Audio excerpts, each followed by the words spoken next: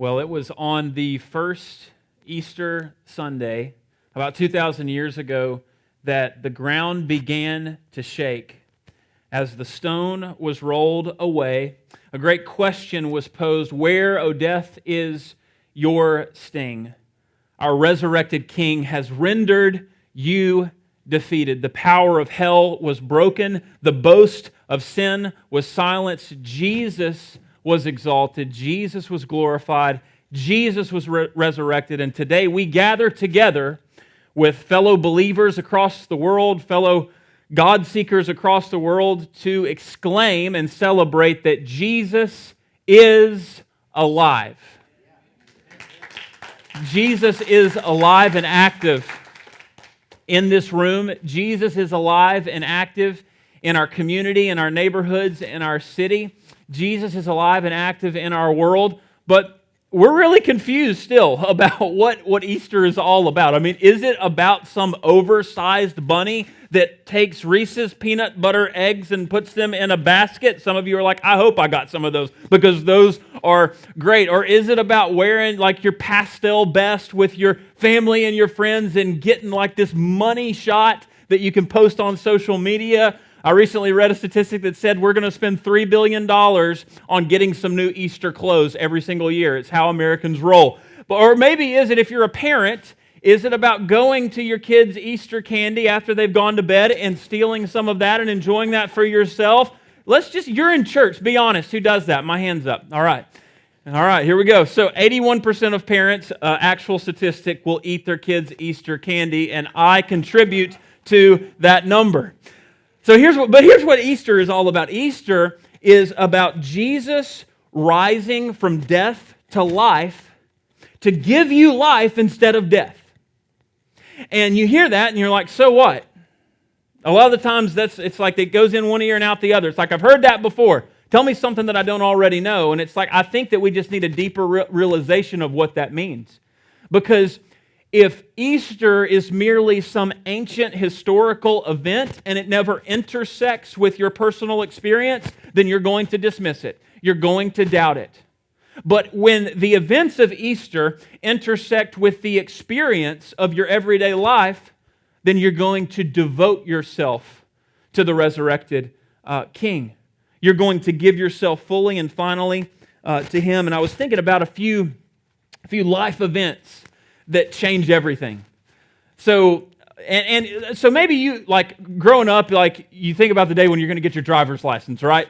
And like I hear about and I see these people who can drive a car, but then you go to the DMV, you pass the test, and you get your driver's license, and you can drive a car.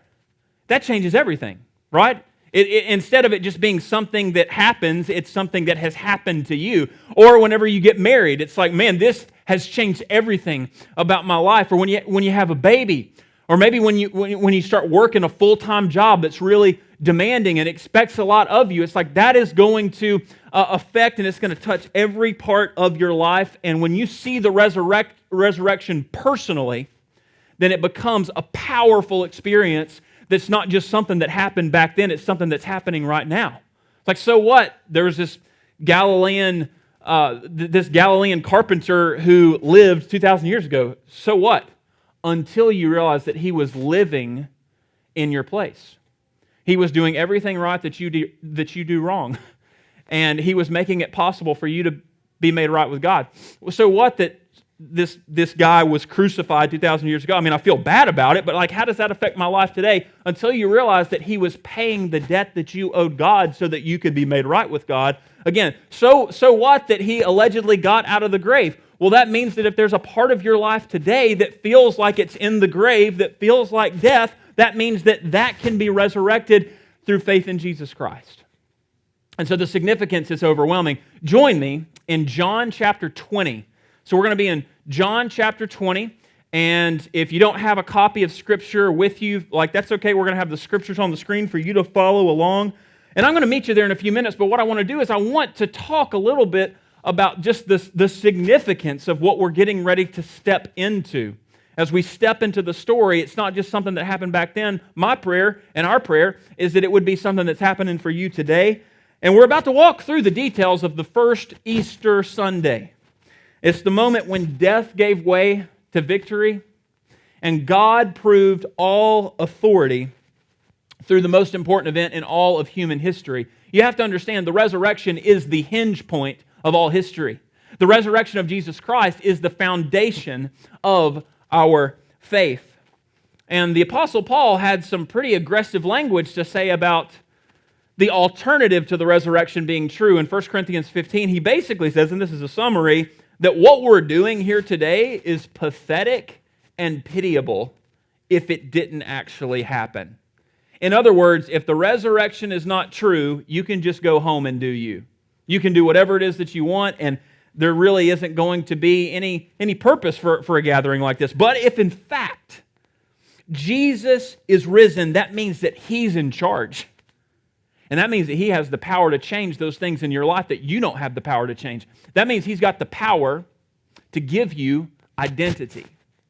He's got the power to bring healthy relationships into your life. He's got the power, He's got the wisdom to answer those hard questions that you're wrestling with.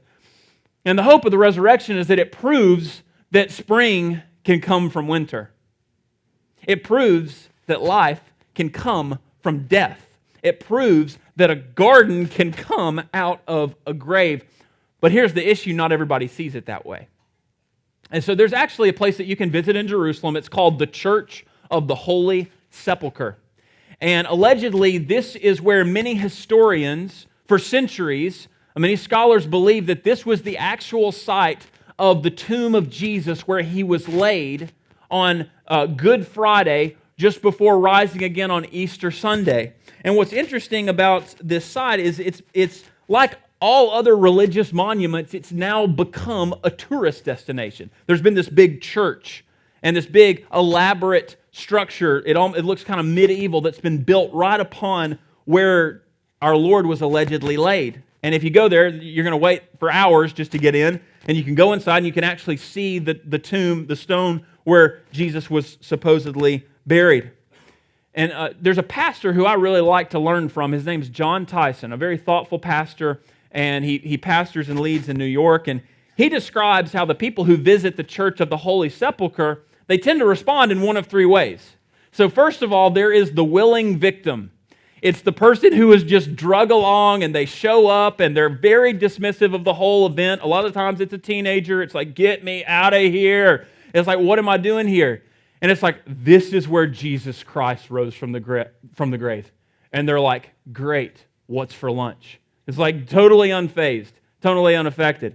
But then there's the religious disputer, the person who shows up and says, how could we even know that this was the place? I mean, what about the garden tomb? That was discovered in like the 1800s. Some people say that's where Jesus was laid and raised. And wasn't this place like overrun during the Crusades? And I mean, how could we know any of this? And they kind of leave just muttering in debate and doubt on their way out. But then there is the fully devoted.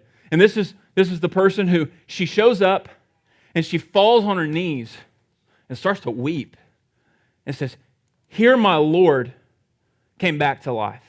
And here my entire life changed. And what's interesting is not much has changed in 2,000 years ago, because this is the way that the first disciples actually showed up to the tomb. As we look at what happened that first Easter Sunday in John chapter 20, we're going to see three words that describe three ways that you can see the empty tomb.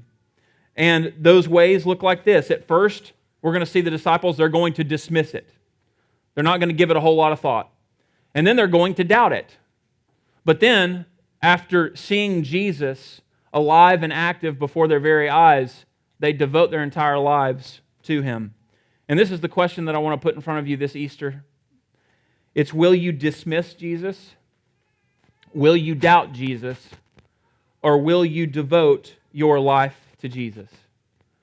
And these are really the three responses that we have, the three options that we have. And I want to set the stage, and then we're going to be ready to jump in, because the story doesn't start in John 20, right? There's a lot that's happened up to this point. Up to this point, Jesus, God in flesh, has been born miraculously of a virgin. He's been raised in obscurity as a carpenter. And then He emerges on the scene with miracle-working power over death, over disease, over disaster.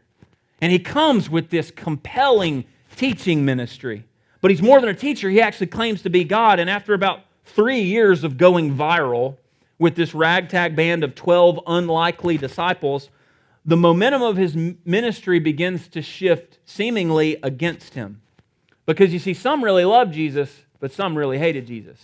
And the plot twist is that those who hated Jesus happened to be some of the most powerful political and religious figures in the world at the time, called the Pharisees. And they had a reputation for abusing power and just being honestly really jealous and insecure and power hungry. And so they plot to kill Jesus. And in doing so, that prompted fear in his disciples who betray him, who deny him. And after being betrayed, Jesus was condemned by Jewish authorities and then handed over to Roman authorities to be publicly, violently, and innocently crucified. And what's interesting is all of this actually happened under God's authority. One historian who studied crucifixion says that the Roman flogging before crucifixion was the equivalent to a shotgun blast on a bare back at close range. It's really graphic. And it makes you just kind of feel a little bit of what this would have been like, what Jesus would have experienced. And then being hanged on the crossbeams, Jesus' wrists would have been driven through with nails the size of railroad spikes, which fastened his naked body to a splintery wooden cross. And after hanging there in anguish for about 9 a.m. to 3 p.m., about 6 hours, Jesus' body was verified as dead by professional executioners. It was then taken down, wrapped mummy style, in about 150 pounds of spices and linen cloths. It was then laid face up in a wealthy man's tomb that was carved into the rocks of the Judean hills. And a great stone about a foot thick and about 4.5 feet in diameter that would have weighed about at least 1,000 pounds would have been rolled by multiple men over the tomb. And that tomb would have been guarded by 4 battle-hardened Roman soldiers that you didn't want to mess with. And the whole idea was to guard the tomb so that grave robbers or conspiracy theorists wouldn't get any broad ideas and steal it at some point. And what we're told is that this tomb was in a garden. And there's a lot of significance there because you see that the first place that man failed was in a garden. And you see the place that God restores, it's actually in a garden. So John chapter 20, verse 1, let's go ahead and let's take a look. Now on the first day of the week, Mary Magdalene came to the tomb early while it was still dark. Now, we know from other gospel writers that there were other women who were with Mary, and these were women who loved Jesus, who Jesus loved, who cared for Jesus until the very end. And there's a couple of reasons why you see women showing up to the tomb first. All throughout Jesus' ministry, you'll see that women were among the most faithful followers of Jesus throughout his entire ministry. Even when the men would scatter and wouldn't be present, women, as far as we can tell, outnumbered men 3-1 at the foot of the cross. And Mary, like personally, there was a personal reason and kind of a practical reason for all this. Personally, Mary was there, and she had been completely transformed by Jesus. We read in Luke chapter 8 that there was a point when she was possessed by numerous demons at one time, and that Jesus cast the demons and cast the darkness out of her.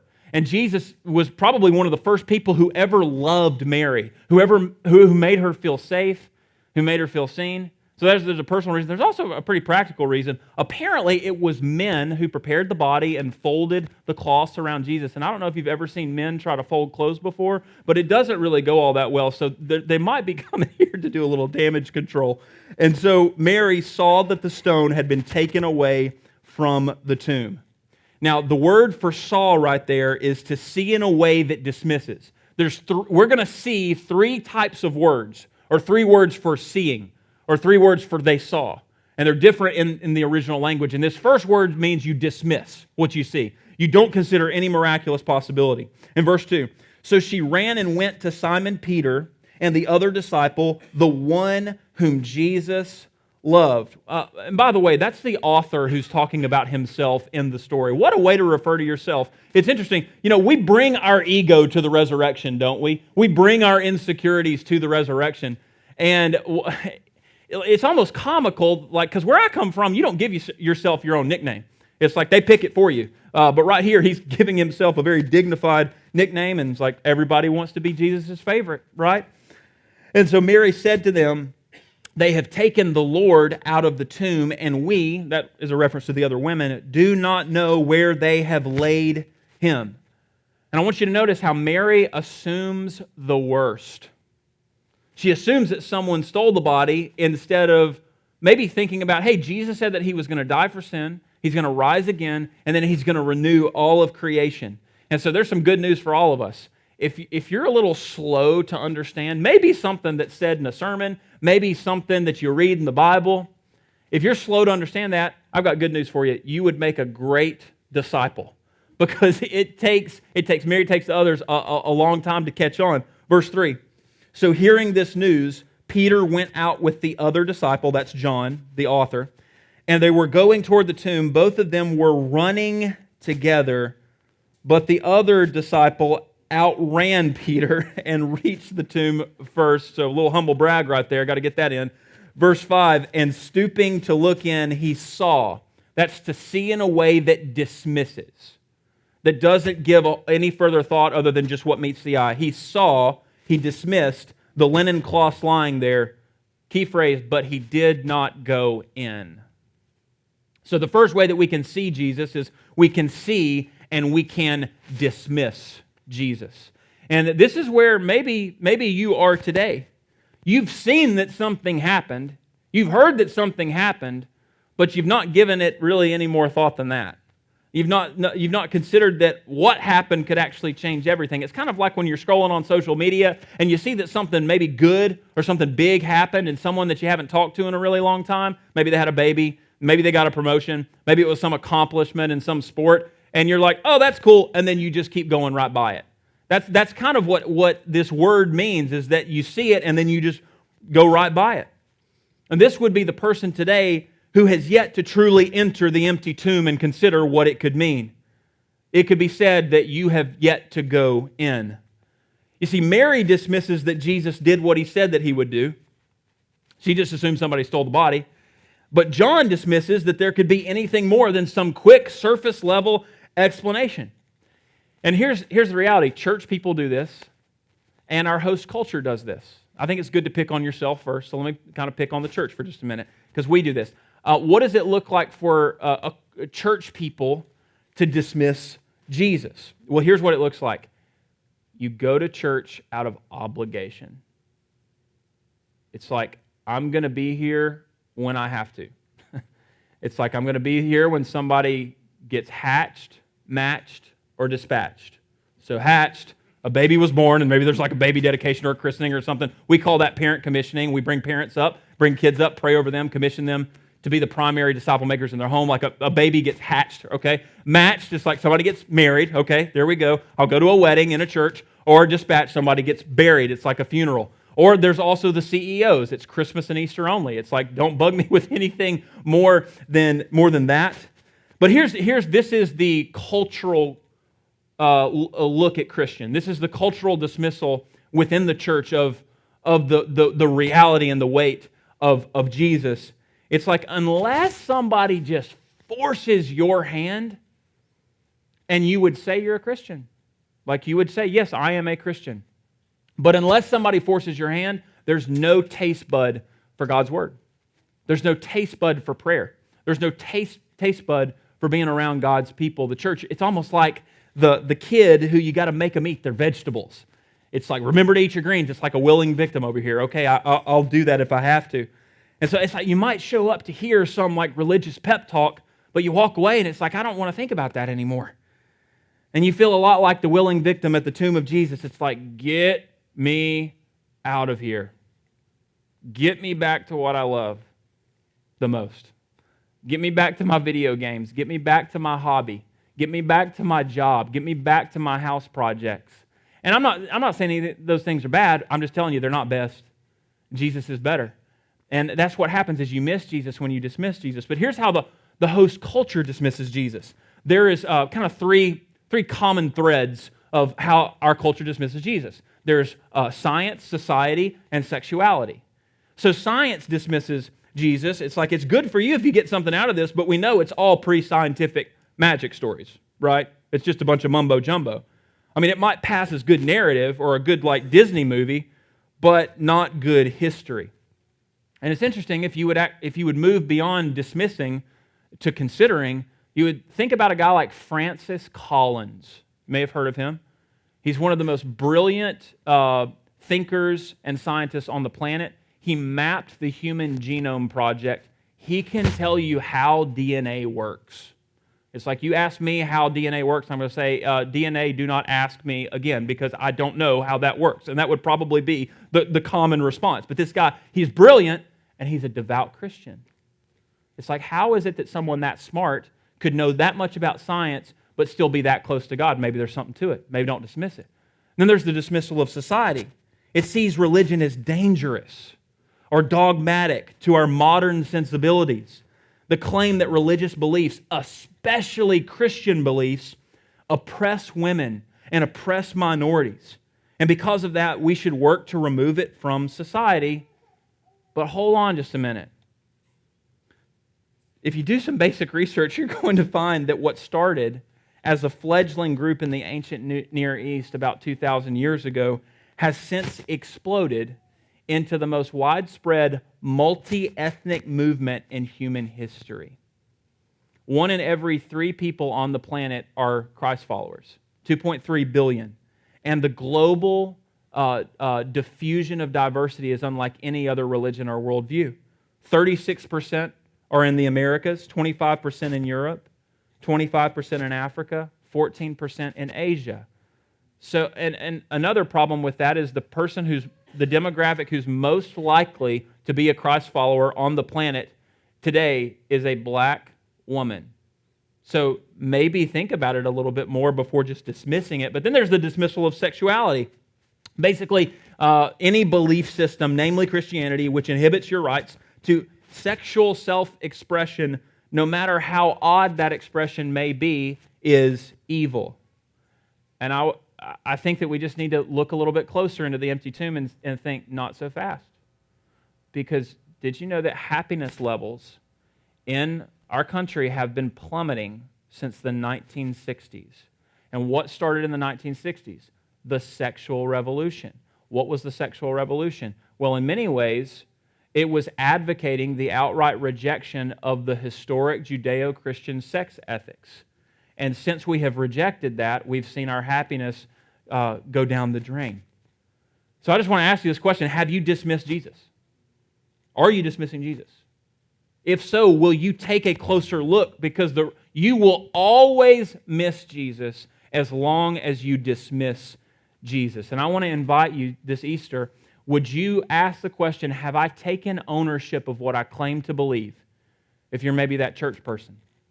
Or if you're just like, hey, I'm not a believer, I'm not into all this, appreciate you guys doing this, but it's not for me, would you just maybe consider that there's more to it? There's more to it than just what meets the eye, and that there is a validity to Jesus' claims. Because think about it this way. If you get a letter in the mail, and it's got this really official, like legal letterhead on it, and you open it up, it looks legit, and inside there's a letter that says that a distant relative that you didn't even know you had has left you a massive multi-million-dollar inheritance. You might be a little skeptical, but you're at least going to look into it, right? You're not just going to let that one go by and in the junk mail. You're going to look into it, and that's what the resurrection is offering you. The resurrection is intensely practical. Okay, it's getting a restored body for all eternity with your Creator who loves you and wants you to be with Him forever.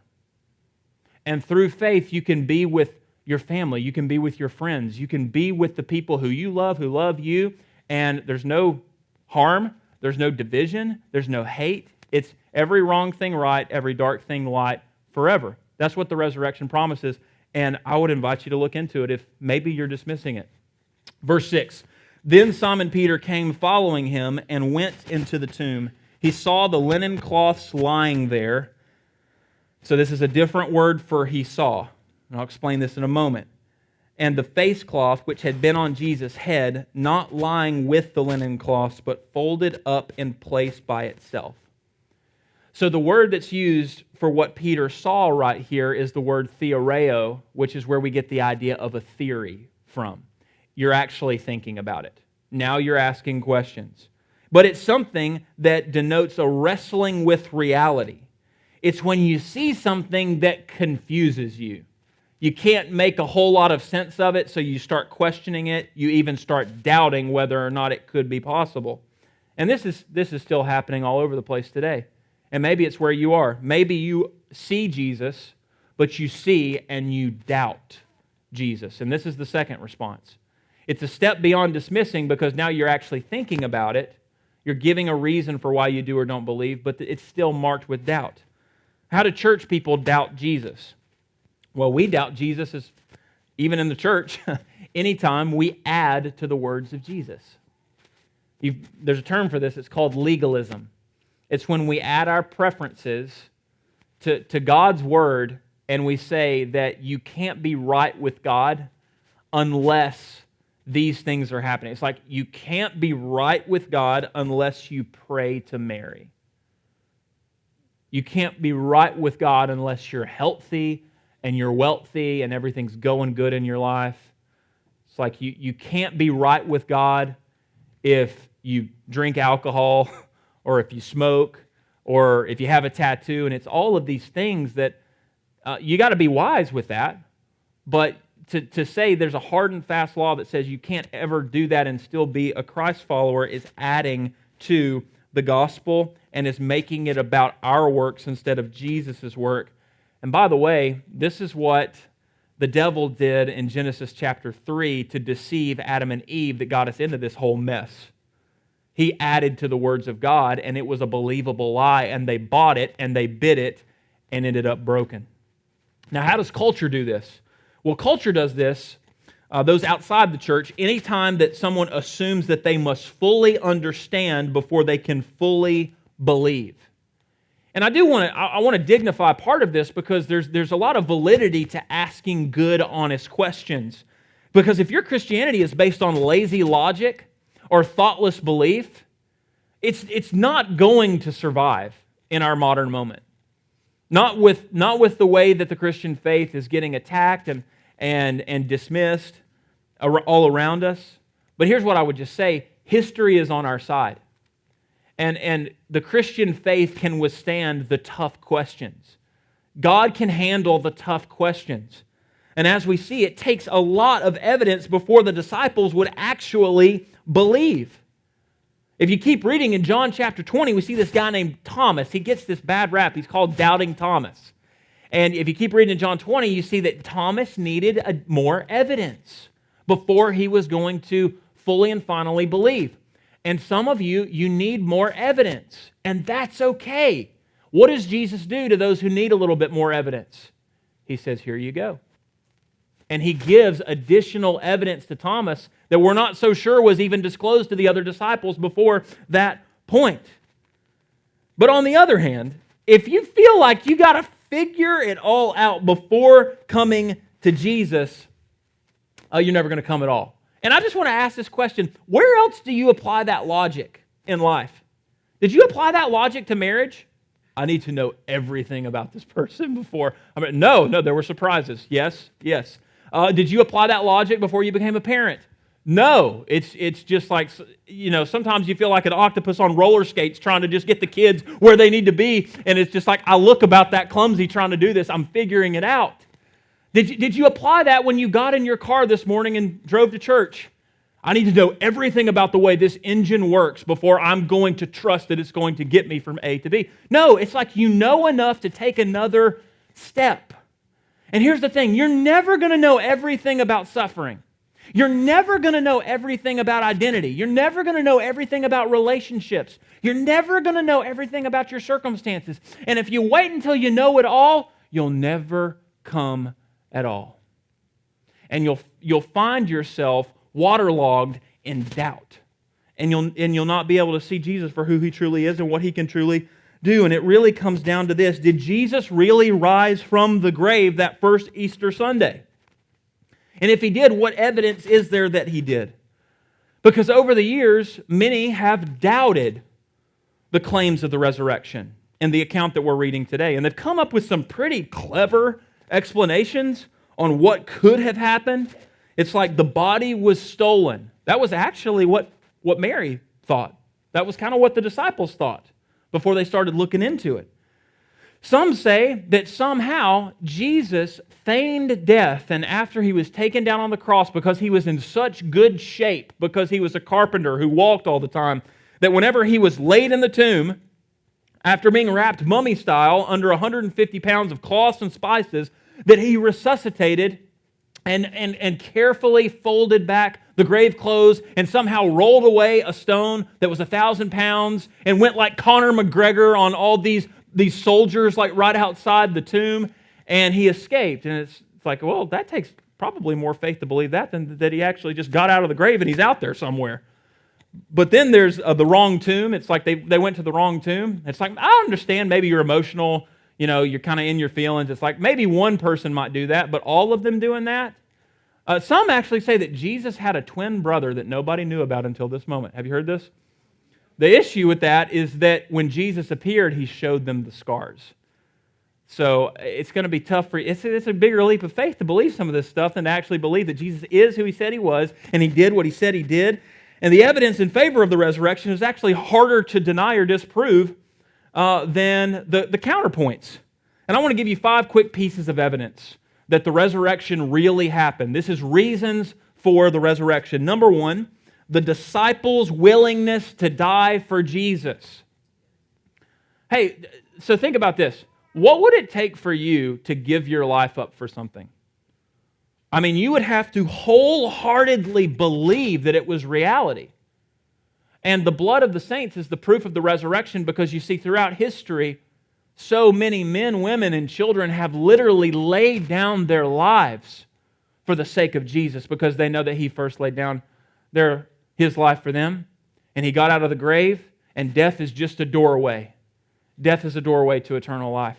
But number 2, there was the witnesses who actually saw Jesus. So Paul tells us that there were 500 people who were living and breathing at the time that he wrote one of his letters who saw the risen, resurrected Jesus. And 15 of them are actually named in the New Testament. He's like, go and talk to these people. So there was verifiable eyewitnesses. Then there's worship from unlikely people. Guys, Mary birthed Jesus. Moms in the room, I know you love your kids, but it's like, you're not God. It's like, you're the son of something, but you're not the son of God, okay? I'm just going to tell you right now. You love your kids, but it's not like that. And then James and Jude, the half-brothers of Jesus, like, what would it take? Your sibling comes in and it's like, it's true. I am God. And it's like, no, you're not. I've lived with you. I've grown up with you. You're not convinced. But actually, James and Jude and Mary, someone like the Apostle Paul who murdered Christians, went to be a missionary for Christ. So there's the worship from unlikely people. Then there's the whereabouts of Jesus' body.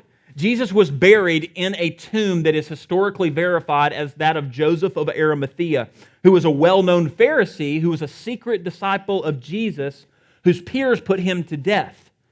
And the Pharisees, they literally paid the guards to not let this happen. But God stepped in, and God rolled the stone away. And it's interesting, God did not roll the stone was not rolled away to let Jesus out, it was rolled away to let the witnesses in. Jesus did not need that physically to happen. He's that able and powerful. But lastly, a worldwide movement. What started as a fledgling group of backwater fishermen in Galilee erupted into the most influential global movement in human history.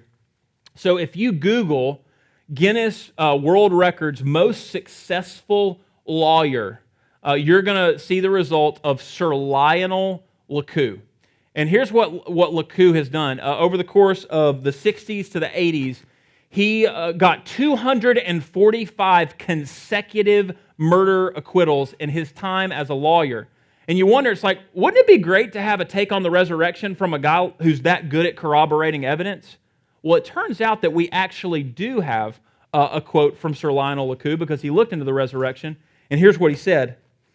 I say unequivocally that the evidence for the resurrection of Jesus Christ is so overwhelming that it compels acceptance by proof, which leaves absolutely no room for doubt. And so if you find yourself honestly doubting Jesus' claims or teachings, I've got some good news. You would make a great disciple. Pick up your doubts and follow Jesus anyway. Follow the evidence where it leads. And here's just a really simple application. Come back to church next week. Try to keep it really simple today. Just come back to church next week. Because what we're getting ready to do and what we're doing is we're looking at the miracles of Jesus in the Gospel of John, and we're starting with the greatest miracle that's ever happened. God conquering death and rising again. And what a miracle is what happens when the undeniable runs into the unexplainable. And so we're going to see Jesus. I've got a doozy of a message coming up next week where Jesus turns water into wine. And there's these examples of Jesus doing the miraculous, doing the unexplainable, and it comes through in a way that's undeniable. And we're going to come in close and personal with Jesus and see He's still rolling stones away today. So I would encourage you to come back.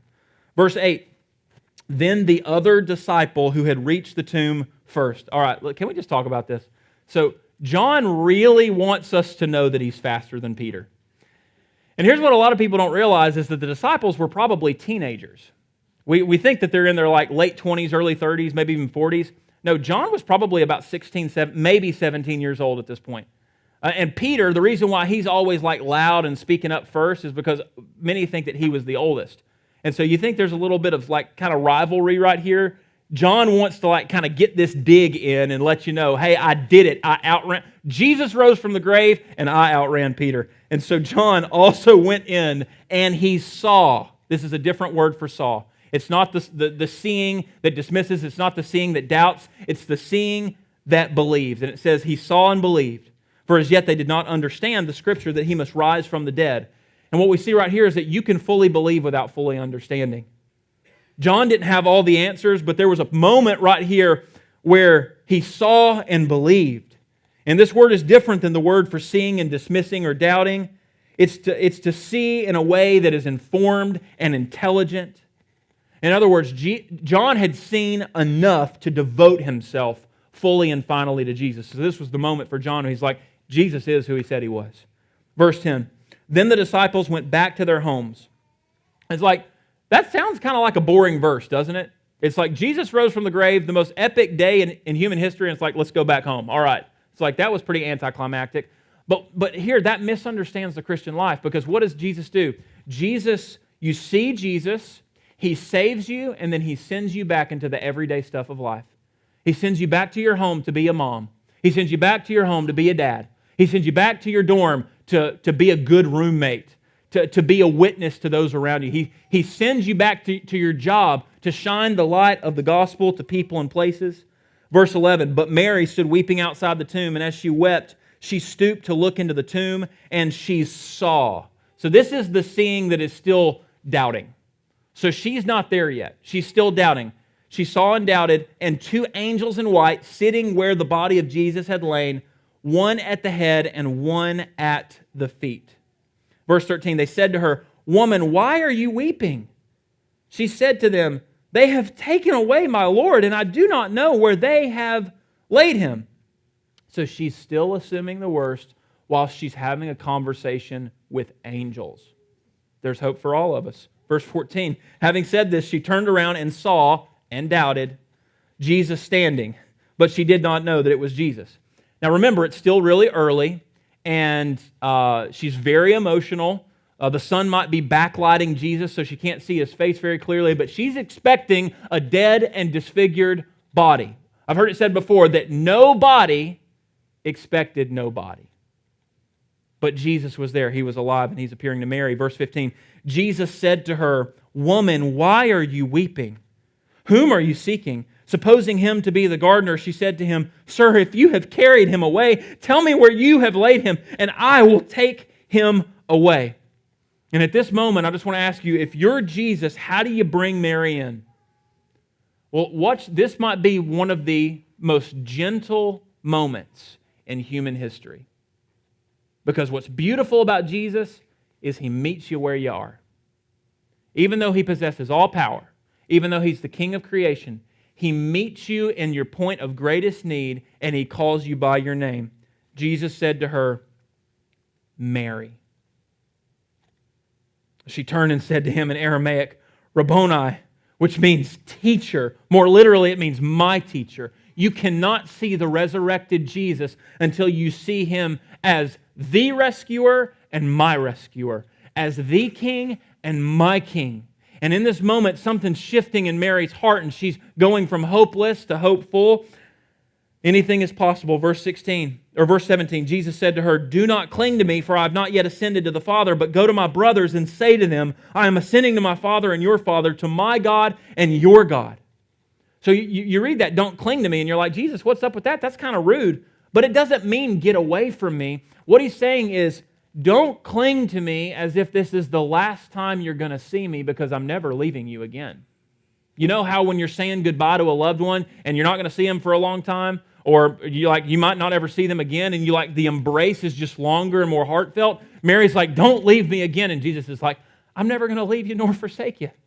I'm going to send the Holy Spirit, and I'm going to be with you in a way that's better than anything you've ever experienced. And this brings us to the third and only right way to see Jesus. Verse 18.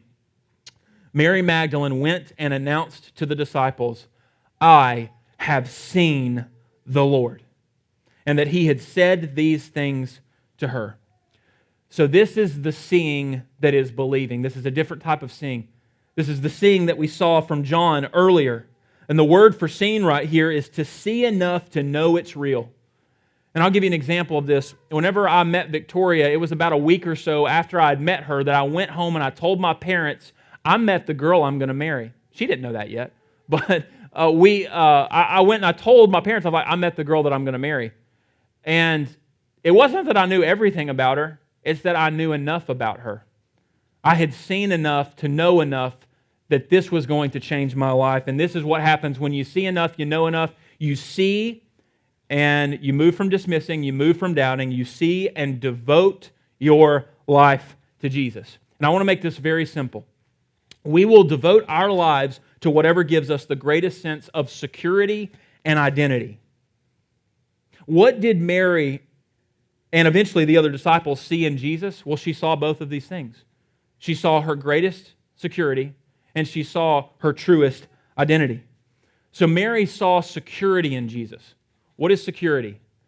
It's when feeling safe and feeling seen comes together in one experience. So Mary felt safe with Jesus. You got to think back. There's history here. So what Jesus had done is He had called the darkness out of Mary from her past. And on the cross, He took that very darkness into Himself, proving that there was no length that He would not go to care for and stand between Mary and danger. There was a moment about noon when Jesus was hanging on the cross, dying for sinners, when the skies darkened. And I can't help but think Mary Magdalene, she was right there. And in that moment, she saw the one who took the darkness out of me is feeling the darkness of death all around him, physically, visibly. And why is this happening? And here's what I want to tell you. Here's the hope for every man, woman, and child, is that whatever form of darkness is in your life, maybe it's a thought pattern, maybe it's a motive, maybe it's a habit, whatever that is, Jesus Christ has paid the price in full. God demonstrates His love for you, and that while you were still a sinner, Christ died for you so that you could be safe, so that you could be secure.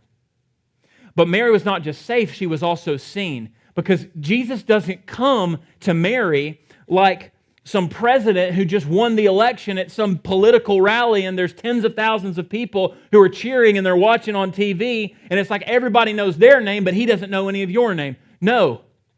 The greatest figure in all of human history, the creator, the sustainer of all of life, comes to Mary and He meets her in her point of need and He calls her by her name. And this is how you come to Christ, is you hear Him calling your name. It's not just something that happened to them, it's something that happens to you. And if there's an area in your life where you feel unseen, where you feel overlooked, here's the hope that I want to hold out to you. If you will devote your life to Jesus, you will never walk alone. He's been there and He'll go there with you.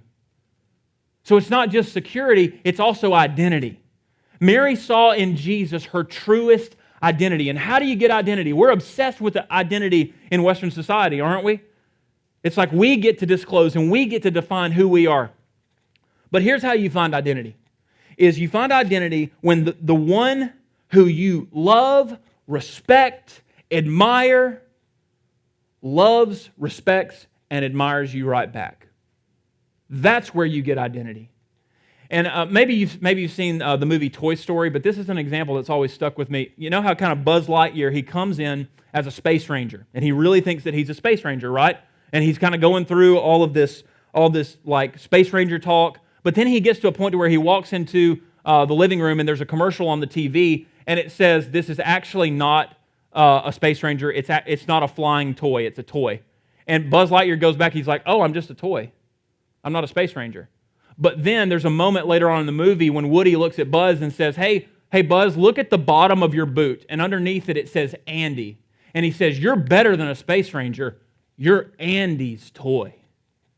Because the value for Buzz was based in who he belonged to. And this is what was happening for Mary in this moment. The value that she had was in who she belonged to. It happened for Mary. It's happened for many of us at Coastway. And it can happen for you. And how does it happen? It happens when you transfer the weight of your hopes for identity off of your past, off of your possession, off of your preferences, off of what you have, off of what other people say, and on to Jesus' work and Jesus' words. That's where you get identity. And Jesus' work is that God made Him who knew no sin to be sin for you, so that in Him you might become right. Become the righteousness of God. And that's his work. But His word says anyone who's in Christ is a new creation. The old has gone, the new has come. Why is the resurrection so significant? And why should we devote our entire lives to Jesus, not just on Easter, but for the rest of our existence, for all eternity? It's because in the resurrection we get security. In the resurrection we get dignity. In the resurrection, anything is possible. Let me pray for you.